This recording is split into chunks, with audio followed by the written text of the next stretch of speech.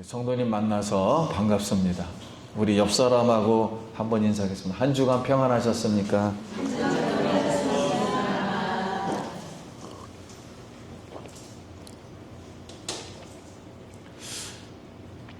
예, 오늘도 하나님 말씀을 우리가 들을 때 우리의 영과 혼과 육의 샘들이 열리고 거기에서부터 하나님의 생명, 성령의 생수가 폭포수같이 흘러나와서 오늘 성령 충만하고 은혜 충만하고 생명 충만한 우리 성도님들 되길 예수님의 이름으로 기도드립니다.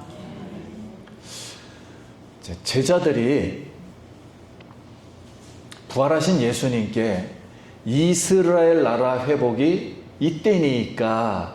라고 이렇게 질문을 하자 예수님은 때와 기하는 아버지의 권한이니 너희가 알 바 아니요. 너희에게 성령의 권능이 임하시면 너희가 하나님 나라를 완성할 수 있을 때까지 오직 내 증인이 되라 이렇게 명령하시고 하늘로 올라가셨습니다. 이렇게 세상 속에 남겨진 제자들, 제자된 우리들, 그러면 부활하신 예수님이 구약의 마지막은 죽음을 정복하는 얘기예요. 죽음에서 부활하셨다는 거예요. 그럼 죽음의 세대를 정복하시고 전혀 새로운 세대를 예수님이 첫사람으로 부활 생명의 시대를 이렇게 만들어 놓으셨기 때문에 우리는 이것을 생명의 시대라고 합니다. 이 생명의 시대를 살아가기 위해서는 예수님이 반드시 너희는 성령의 권능을 받아야 한다. 이렇게 말씀을 해주셨습니다. 그러면 우리에게 오늘 성령의 권능이 임한다는 뜻이 무슨 의미인가? 왜 성령이 임할까? 잘 살고 있는데 하나님 나라의 일은 성령님 혼자 하지 않겠다는 뜻입니다. 그러면 성령이 임한 교회 성도들을 통하여서 하나님 나라의 일꾼으로 불러 세우시고 앞으로는 그들을 사역자와 동역자로 세워서 함께 하겠다는 뜻입니다.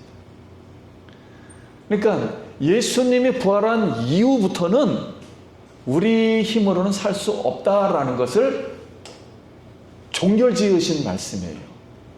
이제는 성령과 우리가 함께 생활하는 시대를 만들겠다 하는 겁니다. 그래서 이 일을 위해서는 우리가 예수님의 말씀과 그 당시를 보면 5가지의 변화가 요구됩니다. 첫째는 나를 의지하는 것에서 성령님을 의지해야 합니다. 그리고 둘째는 이스라엘이라는 나라에서 온 세계로 나가야 합니다. 그리고 특정한 시간에서 특정한 때에서 모든 때로 확대돼요. 하나님의 역사는 특정한 곳에서 모든 때 역사한다. 네 번째는 하늘에서 다스렸던 그 다스림이 이제는 땅으로, 땅의 모든 사람을 다스리려는 것으로 확대가 돼야 되고, 5번째는 갈릴리 지역 땅에서 역사하던 것이 이제는 모든 땅에서 하나님이 활동하고 역사해야 할 줄로 믿습니다. 이렇게 바뀌는 거예요, 세대가. 그러면 제자들은 성령을 기다리면서 어떤 일을 하였을까요? 하는 겁니다. 오늘 이 2가지를 통해서 우리가 교훈을 얻고자 합니다. 첫째는 같이 따라합시다. 마음을 같이하여 기도에 힘썼습니다. 자, 죽음의 세대를 이기고 부활 생명의 세대를 살려면 반드시 성령의 권능을 받아야 하는데 성령의 권능을 받기 위해서는 반드시 기도해야 합니다. 그러면 예수님을 따랐던 이 120명의 이 제자가 성령의 권능을 받기 위해서 10일 동안 다락방에 모여 마음을 같이하여 오로지 기도에 힘썼습니다. 어쩌면 120명의 이 제자가 이 기도하는 모습, 세상에서는 기독교 종교 의식하지 뭐 그들은 그들이 알아서 믿고 기도하는 것이지, 그때도 그렇게 생각했을지도 몰라요. 그러나 이 120명의 제자가 기도하는 모습은 예수님이 하늘로 가버리심으로써 겉으로 보기에는 부모가 없는 그런 자식이 되고 말았습니다. 부모가 없고 지도자가 없는 자식. 근데 기도는 하고 있다? 이 세상에서, 그렇지만 이 세상에서 가장 복을 받은 사람들입니다. 왜냐하면, 왜 그런 거예요? 아버지가 약속한 복인 이 성령을 받은 상속자들이었기 때문에 그래요. 그럼 성령을 기다리며 기도하는 이 시간은 축복의 시간입니다. 축복의 시간으로 내가 만드는 예수의 나라를 내가 만드는 것이 아니라 나를 새롭게 창조하실 우리 구주 예수 그리스도 하나님을 만나는 시간으로 성령을 지금 기다리고 있습니다. 새로운 출발을 알리는 성령 공동체로서의 먼저는 호칭이 바뀌어요. 형제로 바뀝니다. 그 전에는 뭘로 했는지를 형제들아로 바뀌어요. 전부. 두 번째는 성전에서 모였던 것이 다락방으로 바뀝니다. 즉 다락방으로 바뀌며 가정으로 바뀌는 거예요. 모임이. 세 번째는 혈연적 가족적 질서에서 은사 중심과 그리고 사역 중심의 질서로 성령 중심으로 바뀌는 거예요. 그러면 성령을 기다리는 이 행위 자체가 성령 공동체죠. 성령 공동체의 새로운 하나님의 탄생을 알리는 것으로서 하나님의 생명이 이제 공식적으로 이 땅에 우리 마음속에 들어오시겠다는 것입니다. 그러면 앞으로의 우리의 삶은 오순절 이후로부터는 이 지구상에 있는 모든 사람들, 우리는 우리 스스로의 힘과 노력으로, 의지로는 살 수가 없어요. 그러면 오직 성령의 능력으로만 살 수 있다는 것을 깨닫게 하시는 겁니다. 여러분, 이렇게 산 사람 한 명을 굳이 조금 구체적으로 얘기한다면 우리 사도 바울 잘 아시잖아요. 바울이 내게 하여튼간 사단의 가시가 있었다 그랬어요, 몸에. 그래서 다른 사람에게 방해가 될까봐 여기에 막 눈도 그렇고 다른 사람이 볼 때 좀 불편했나 봐요. 그래서 하나님 앞에 내가 복음을 전하는데 예수의 증인이 되는데 불편하니 이 병을 고쳐달라. 그래서 3번이나 기도했어요. 사단의 가시를 내 몸에서 없애달라. 그랬더니 3번째 주님이 말씀하시기를 내 은혜가 족하도다. 그러고서 고쳐주지 않겠다 이렇게 말을 했어요.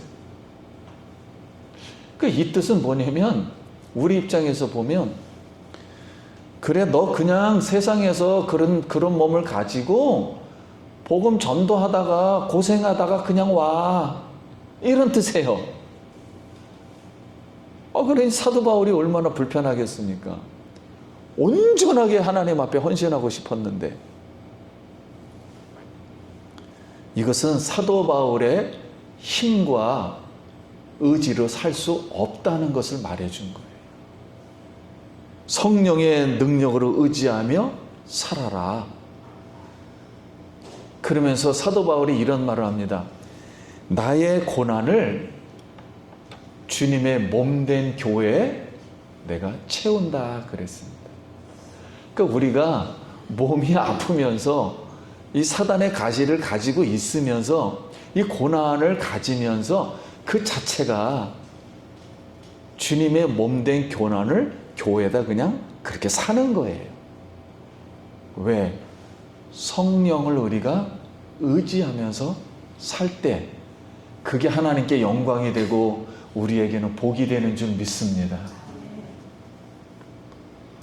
그래서 이것을 깨닫고 성령의 이 능력으로만 살아야 되겠다는 걸 깨닫고 모든 사람들이 더불어 한 마음으로 기도하였습니다.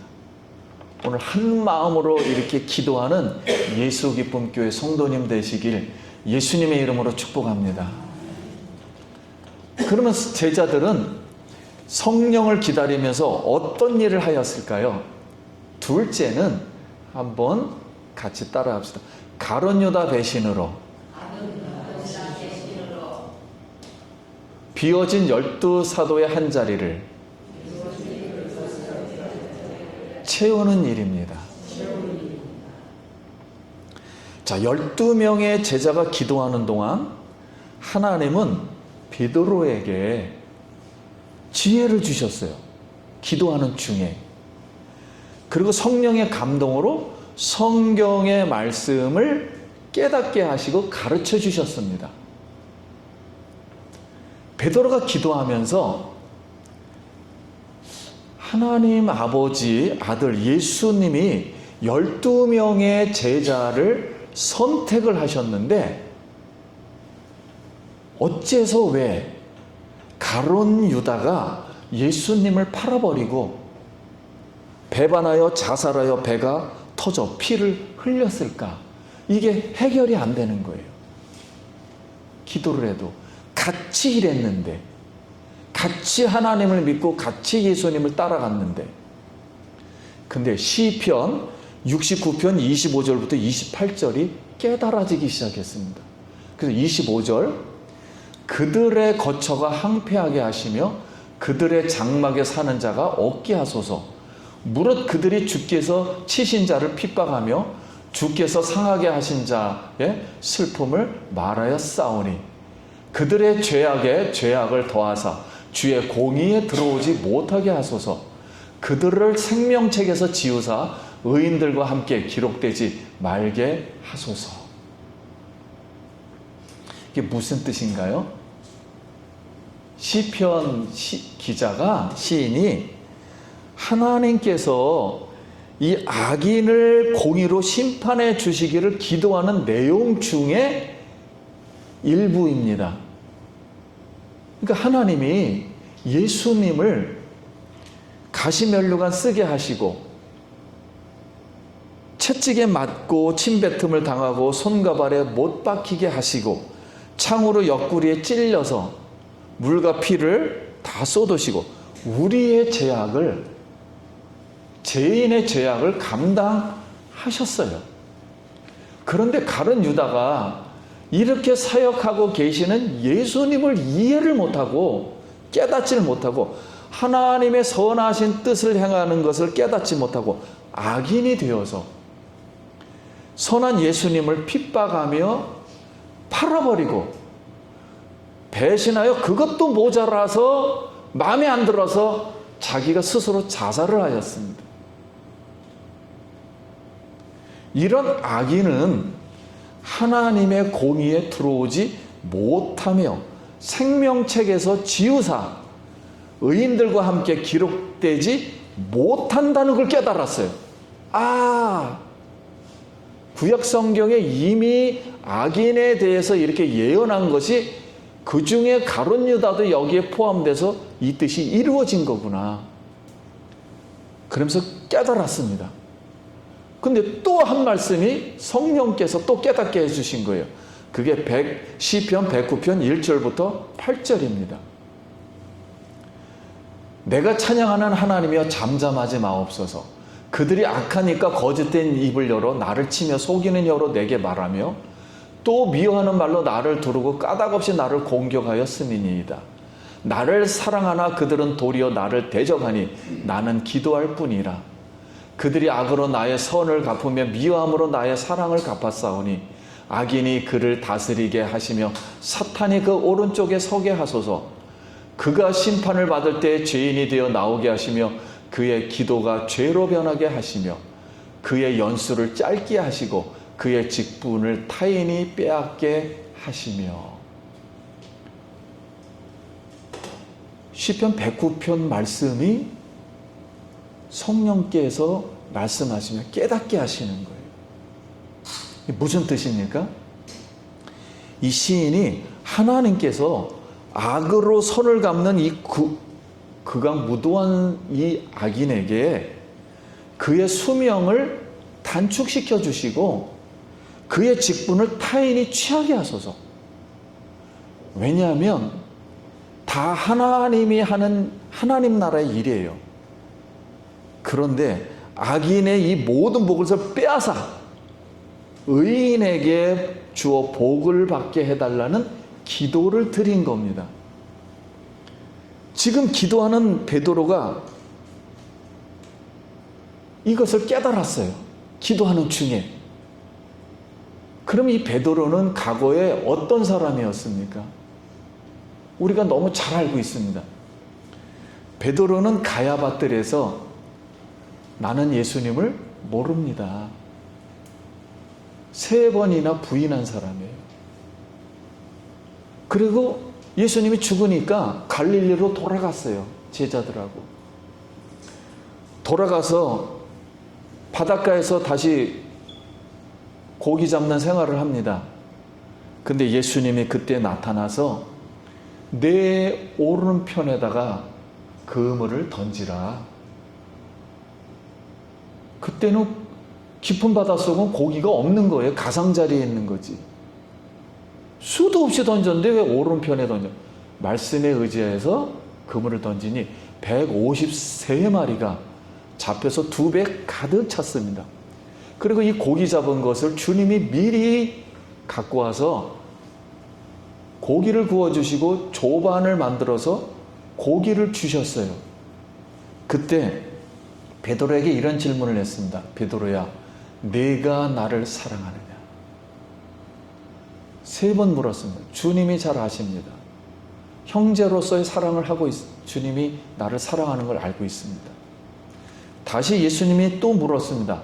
네가 다른 사람들보다 나를 사랑하느냐? 대답을 못했어요. 3번째 다시 네가 나를 사랑하느냐? 그랬더니 주님이 아십니다 하면서 주님이 이 말씀을 해주셨습니다. 내 양을 먹이라. 내 양을 치라. 내 양을 다시 먹이라 하면서 베드로의 사도직을 회복시켜 주셨습니다. 베드로는 이 기도를 하면서 자기가 그런 사람이었어요. 바로 그게 며칠 전에 일어났던 겁니다. 그 이제 120명하고 기도하면서 12명의 사도직은 이스라엘 지파 전체를 대표하는 수로서 가룟 유대 빈자리를 채워서 예수님의 부활 생명시대 하나님 나라를 완성해야 함을 깨달은 겁니다. 이스라엘의 기초가 되라. 하나님 나라의 기초석이 되라. 천국의 기초석으로 너희를 선택한 것이다. 이걸 깨달은 거예요.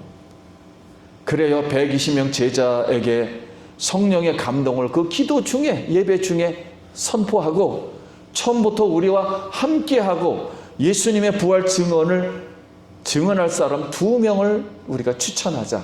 성경에 있는 대로. 그래서 2명을 추천해서 그들 중에 우리가 제비를 뽑아 하나님이 아실 것이다. 그래서 마띠아가 선택받았습니다. 성령을 기다리면서 첫 번째 성령님께 순종한 사건입니다. 이렇게 성령을 기다리며 120명의 제자는 더불어 한 마음으로 기도하며 부활 생명 시대에 하나님 나라를 완성할 일꾼을 뽑아서 온전한 성령 공동체 사명을 다하도록 준비하였다는 것입니다. 오늘 사랑하는 예수 기쁨교회 성도님, 날마다 성령을 기다리며 더불어 한 마음으로 힘써 기도하고 하나님 나라의 일꾼을 채워서 온전한 성령 공동체가 되어 하나님 나라의 사명을 완성하는 우리 축복받는 성도님 되시길 예수님의 이름으로 축원합니다. 우리가 기도할 게 많아요. 성도님들 기도할 내용들이 많이 있으면 성령을 기다리며 오직 성령의 권능을 받으면, 그래서 오순절날 불과 같이 임하지 않습니까? 이제 우리의 모든 것을 주님 앞에 다 맡기고 나는 할 수가 없습니다. 나는 몸이 연약합니다. 나는 사람의 마음을 바꿀 수가 없습니다. 내 힘으로는 이 모든 것을 감당하기가 어렵습니다. 그러나 성령이 오시면 나에게 생수의 강이 흘러나게 하실 줄 믿습니다. 내 속에 있는 죄악을 태우고 근심을 태우고 걱정을 태우고 다시 성령의 기쁨, 조회가 흘러나와서 이 모든 쓴물을 단물로 주께서 바꿔주시리라 믿습니다. 내가 가는 이 길에 성령이 함께 가시며 성령이 함께 가시는 그날에 성령이 하나님의 영광을 드러낼 줄 믿습니다. 이렇게 기도해서 이 예수 기쁨 교회 본당에서 복을 받고, 가정에서 다락방에서 기도해서 복을 받고, 여러분 일터에서도 힘들지만 예수님의 성령을 의지하면서 기도할 때 복을 받고, 설거지 하다가 복을 받고, 특별히 예배의 말씀 중에 성령을 다시 의지하고 말씀으로 돌아가겠다, 다시 하나님 말씀이 살아계신 우리를 다시 살리실 것이라는 걸 믿고 말씀 충만, 은혜 충만, 하나님 사랑에서 하나님께 사랑받고 존귀함을 받는 예수 기쁨 교회 성도님 되시길 예수님의 이름으로 기도합니다. 모든 것이 회복되길 예수의 이름으로 축원합니다. 우리 기도하겠습니다.